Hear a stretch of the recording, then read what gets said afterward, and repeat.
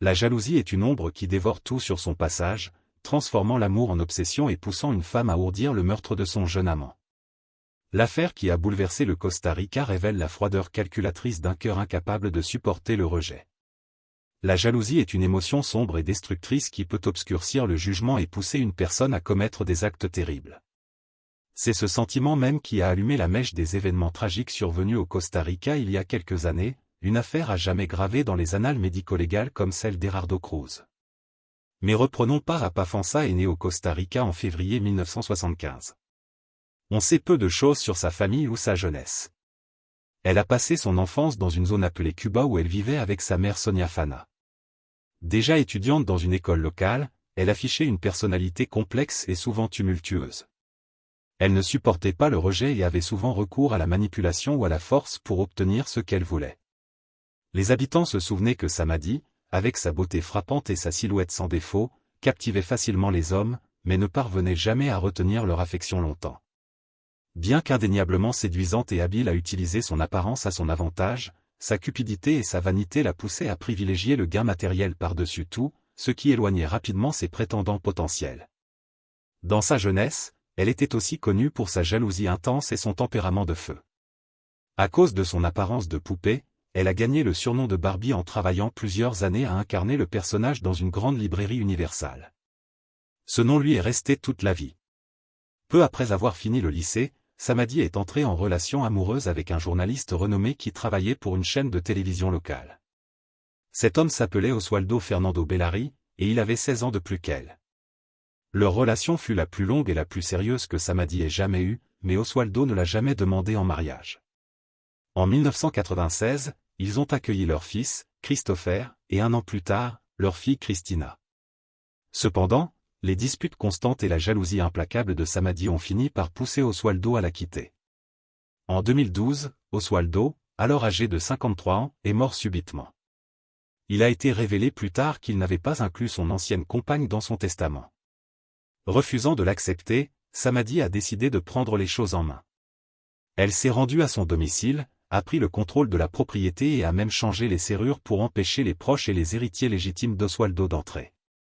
Samadhi a aussi pris plusieurs objets de valeur ayant appartenu au défunt. Indignée par ces agissements, la famille Bellari est immédiatement allée en justice pour demander réparation du vol. La police a finalement contraint Samadhi à quitter les lieux, bien qu'aucune charge criminelle n'ait été retenue contre elle. Avec le temps, Fonica s'est engagée dans plusieurs autres relations, dont une avec Miguel Anel Pérez, avec qui elle a eu son troisième enfant, une fille prénommée Maria. Certains rapports suggèrent que leur relation était légalement enregistrée, mais s'est terminée par un divorce quelques années plus tard, tandis que d'autres affirment qu'ils ne se sont jamais mariés. Néanmoins, Samadhi a donné à sa plus jeune fille le nom de famille de son amant, sans qu'il le sache ou y consente. Chose intéressante, plusieurs anciens amants de Barbie ont soit disparu, soit sont morts dans des circonstances mystérieuses. Pourtant, pendant des années, personne ne semble avoir prêté attention à ces coïncidences troublantes. Par exemple, l'un des amants de Samadhi a disparu peu après avoir dit à sa famille qu'il prévoyait de rompre avec cette femme volatile et colérique. On ne l'a jamais retrouvé, et beaucoup pensent que Fonica était directement impliquée dans sa disparition, bien qu'aucune preuve concluante n'ait jamais émergé pour établir sa culpabilité. Un autre ancien amant, un homme nommé Diego, a rencontré un destin tragique après avoir rompu avec elle. Il a été assassiné dans des circonstances suspectes qui semblaient être le résultat d'un vol raté. Pourtant, les auteurs n'ont jamais été arrêtés. Une fois de plus, les spéculations sur l'implication de Samadhi ont couru, mais les enquêteurs manquaient de preuves solides pour la lier au crime. Cependant, sa victime la plus connue allait être plus tard Gerardo Cruz, un natif du Costa Rica né en décembre 1992 dans la ville de San José. Gerardo n'a jamais connu son père biologique, parti avant sa naissance. Sa mère, Ana Patricia, a ensuite épousé un homme nommé Hermes Rodriguez, qui a adopté Gerardo et l'a élevé comme son propre fils. Quelques années plus tard, Gerardo a accueilli une sœur cadette, Molina. Son enfance et son adolescence ont été paisibles et insouciantes. Il a fréquenté une école ordinaire, développé une passion pour les motos et rencontré très tôt l'amour de sa vie, une jeune fille nommée Carole. À 23 ans, Gerardo a emménagé avec Carole et leur fille de 4 ans, Genesis Cruz, chez sa tante et son oncle dans la banlieue de San Sebastián, la capitale. Décidé à subvenir aux besoins de sa jeune famille, il a commencé à travailler dans une boulangerie locale pour leur assurer tout le nécessaire. Le couple était véritablement heureux et ils ont bientôt reçu la joyeuse nouvelle que leur famille allait s'agrandir. Durant l'été 2015, Erardo a fait la connaissance de Samadi, qui visitait fréquemment la boulangerie où il travaillait. À cette époque, elle avait déjà 40 ans mais était toujours séduisante, adepte des vêtements révélateurs et connue pour son comportement provoquant. En vieillissant, Samadi avait tendance à rechercher des relations avec des hommes plus jeunes. Peut-être parce que leur admiration flattait son ego. Malgré leur différence d'âge de près de 20 ans et le fait qu'Erardo avait déjà une famille, il est rapidement tombé sous le charme de la femme envoûtante et a commencé à la voir en secret. Samadi, tout aussi conquise, s'est mise à visiter la boulangerie presque quotidiennement rien que pour apercevoir son jeune amant. Une habitude qui a rapidement attiré l'attention des collègues de Gerardo. Elle venait souvent accompagnée de sa fille aînée, Cristina, alors âgée de 19 ans. Au début, Erardo équilibrait habilement sa vie de famille et sa liaison secrète, veillant à ce qu'aucune des deux femmes ne soupçonne l'existence de l'autre. Cependant, avec le temps, il est devenu négligent. Fier de sa conquête, il s'est mis à vanter à ses amis et collègues sa relation avec Samadi, se vantant qu'elle était une amante passionnée qui le comblait de cadeaux. La rumeur de l'aventure a fini par parvenir aux oreilles de sa mère, qui a tenté de le raisonner et l'a exhorté à y mettre fin avant que cela ne détruise sa famille. La relation n'a duré que quelques mois et s'est brusquement arrêtée en octobre 2015 lorsque Samadi a découvert que son amant avait une femme enceinte et une jeune fille. Rongée par la fureur face à cette trahison, elle était consumée de rage. Samadi a commencé à bombarder Carole d'appels et de messages textes, lançant des insultes et menaçant de tuer Erardo si elle ne pouvait pas la voir pour elle seule. Malgré la tourmente, Erardo a réussi à obtenir le pardon de sa femme et à préserver leur famille. Quant à son ancienne maîtresse, il a balayé ses menaces, supposant qu'elle finirait par se calmer et passer à autre chose. Il n'avait aucune idée à quel point elle pouvait être rancunière et vindicative. Seulement quelques jours après avoir rompu avec Fonica, Erardo a été témoin d'une scène choquante par pure coïncidence.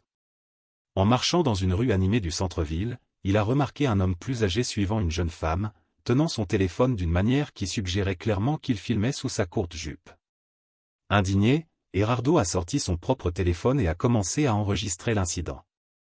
Après avoir été témoin de la scène, Erardo a arrêté la jeune femme et lui a raconté ce qui s'était passé, l'incitant à porter plainte à la police. Il a ensuite couru après l'homme en essayant de capturer son visage en vidéo. Pendant près de 2 minutes, Erardo l'a suivi en criant, lui demandant s'il aimait filmer secrètement les sous-vêtements des femmes, jusqu'à ce que l'homme finisse par sauter dans un taxi et prenne la fuite. Ce même soir, Erardo a téléchargé la vidéo sur son compte de réseau social. En quelques heures, elle est devenue virale.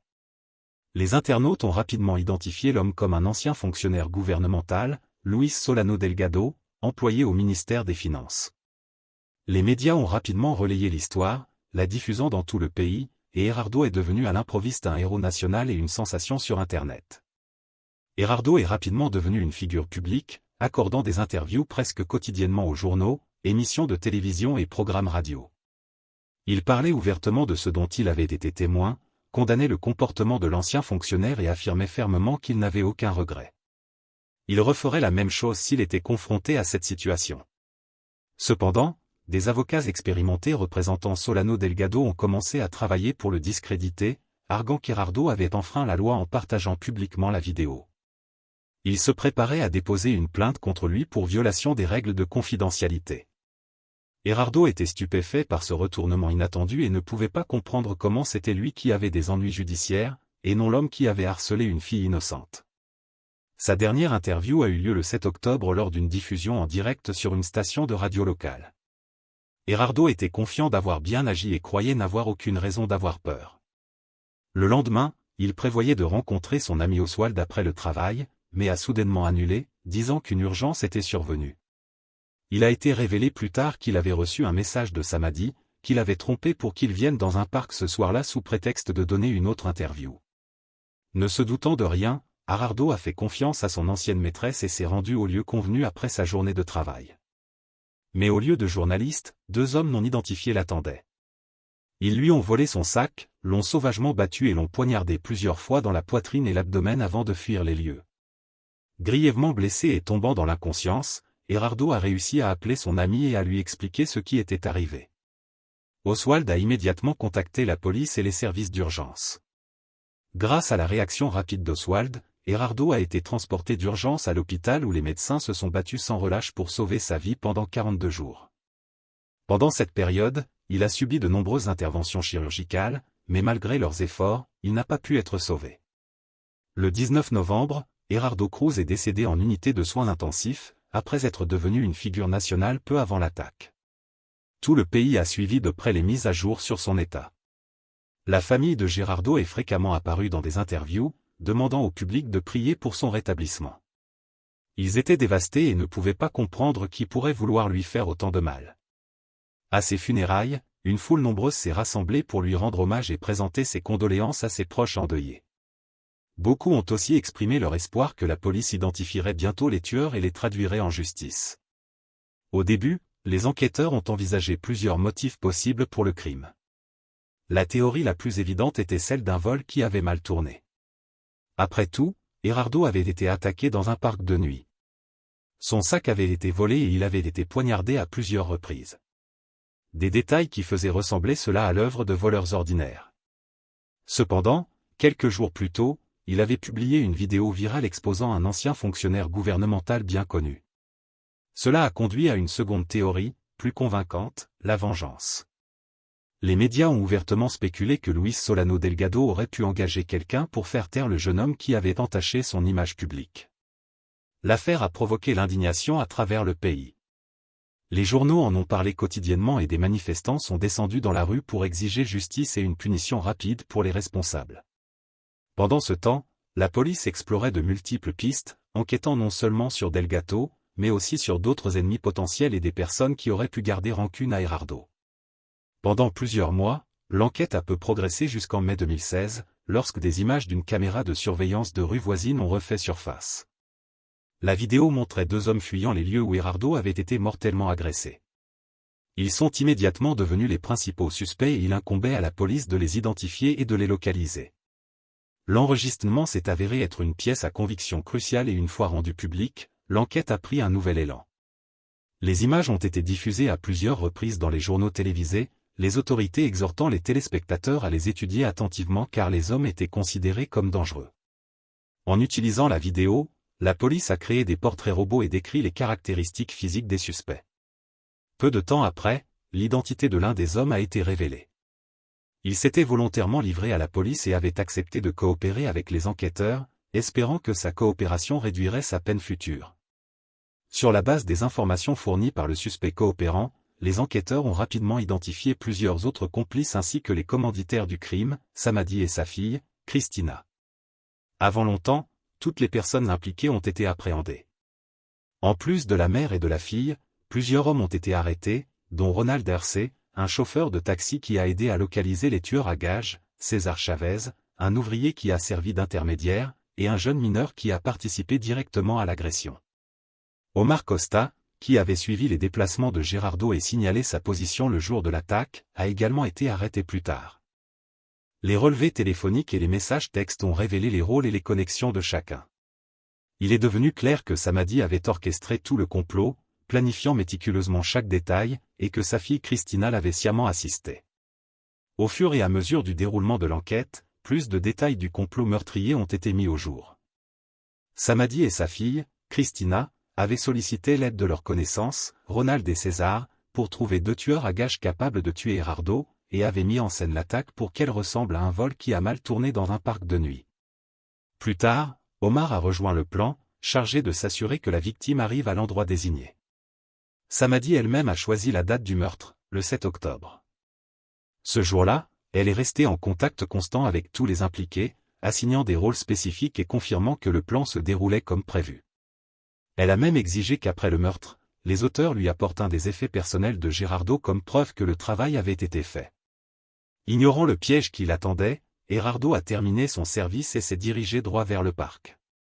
Croyant se rendre à une autre interview et déterminé à ne pas être en retard. Quand Gerardo est arrivé à l'endroit convenu, il a été pris en embuscade, poignardé à plusieurs reprises et volé de son sac et de sa veste. Des objets qui ont été plus tard livrés à Samadi comme preuve que le meurtre avait été accompli. La preuve clé la liant au crime était une série de messages textes détaillant tout le plan, y compris les rôles assignés à chaque complice. Tellement confiante dans son impunité, Samadi ne s'était même pas donné la peine de les effacer. Le motif derrière cet acte brutal n'était rien de plus qu'une jalousie obsessionnelle. Samadi ne pouvait supporter de partager son amant avec sa femme et a décidé que si elle ne pouvait pas l'avoir, personne d'autre ne l'aurait. Froide et calculatrice, elle a soigneusement planifié chaque étape du crime et a même entraîné sa propre fille dans la conspiration. La mère et la fille ont toutes deux été rapidement arrêtées et placées en détention. Il n'était pas question d'accorder une libération sous caution. Les autorités craignaient que les suspects n'essaient de fuir le pays. Leurs complices ont également été placés en détention provisoire, à l'exception d'Omar, qui avait été chargé de la surveillance. En tant que participant le plus jeune au crime, il a été remis aux autorités de la justice pour mineurs. L'enquête a duré environ 1 an et demi, et en décembre 2017, le procès de toutes les personnes impliquées dans la conspiration a finalement commencé. Au cours des procédures, il est aussi apparu que Samadi avait un casier judiciaire. Elle avait déjà été arrêtée pour avoir falsifié des documents afin d'obtenir des prestations gouvernementales, mais s'en était tirée avec une simple amende. L'affaire a aussi mis en lumière l'histoire de Miguel Unel Pérez, le père de la plus jeune fille de Samadi. Il a été révélé que Samadi avait donné à l'enfant le nom de famille de son ancien amant sans son consentement et avait ensuite déposé une demande frauduleuse de pension alimentaire, qu'elle avait reçue pendant plus de 3 ans. Lorsque la supercherie a été découverte, elle a été condamnée à 3 ans de prison et à une lourde amende. Cependant, parce qu'elle avait un jeune enfant à charge, le tribunal a fait preuve de clémence et a converti sa peine en une condamnation avec sursis de 5 ans. Pendant le procès, la veuve de Gerardo a témoigné qu'elle était au courant de l'aventure de son mari avec Samadi et que son ancienne maîtresse avait menacé de le tuer, mais qu'il avait balayé les avertissements, ne les prenant pas au sérieux. Le principal motif du meurtre, comme l'a souligné l'accusation, était la jalousie et l'orgueil blessé. L'incapacité de Samadi à accepter que son amant bien plus jeune ait choisi de rester avec sa femme. Les relevés téléphoniques ont révélé que Samadi et sa fille avaient planifié le meurtre ensemble. Les enquêteurs ont aussi découvert qu'après la diffusion des images de surveillance montrant les tueurs, Christina avait fait une dépression nerveuse. En larmes, elle avait appelé sa mère et avoué qu'elle était sur le point de se livrer à la police. Cependant, Samadi avait réussi à la calmer, l'assurant que les autorités ne remonteraient jamais jusqu'à elle. Le verdict a été rendu le 23 janvier 2018. Le tribunal a condamné Samadi à 30 ans de prison, tandis que sa fille Christina ainsi que Ronald et César ont chacun écopé de peine de 25 ans. L'un des agresseurs a été placé dans un centre de détention pour mineurs tandis que le second était toujours en fuite. Omar, qui avait suivi les mouvements de Gerardo le jour de l'attaque, a finalement été acquitté. La famille de la victime s'est vue accorder 140 000 $ en compensation morale. Après l'annonce du verdict, les proches de Gerardo ont exprimé leur gratitude envers le tribunal pour avoir rendu justice et assuré que ceux responsables de son meurtre soient correctement punis. Cependant, il a été révélé peu après que les avocats de la défense de Samadi et Christina avaient déposé un appel demandant une réduction des peines. Le nouveau procès a eu lieu en novembre 2019. À peu près à la même période, l'identité du second agresseur a été découverte. Selon le témoignage de Ronald, cet homme avait participé au meurtre, mais ignorait les détails complets du complot. Ronald et César ont également fait appel de leur condamnation, espérant de la clémence. En fin de compte, la cour d'appel a réduit les peines de prison de tous les impliqués de 5 ans. Samadi purge maintenant sa peine de 25 ans dans une prison pour femmes au Costa Rica. À l'été 2020, il a été rapporté qu'elle avait épousé une autre femme rencontrée pendant son incarcération. Sa partenaire s'appelle Lindsay Diaz Lopez, et au moment où leur relation a été officiellement enregistrée, Lindsay avait déjà été libérée sous condition. Pendant ce temps, Samadi reste derrière les barreaux avec près de 2 décennies à purger. Si vous avez trouvé cette affaire fascinante, n'oubliez pas d'aimer la vidéo et de vous abonner à la chaîne. Nous publions des vidéos sur des affaires criminelles chaque soir. Jusqu'à la prochaine fois, restez avertis, restez vigilants.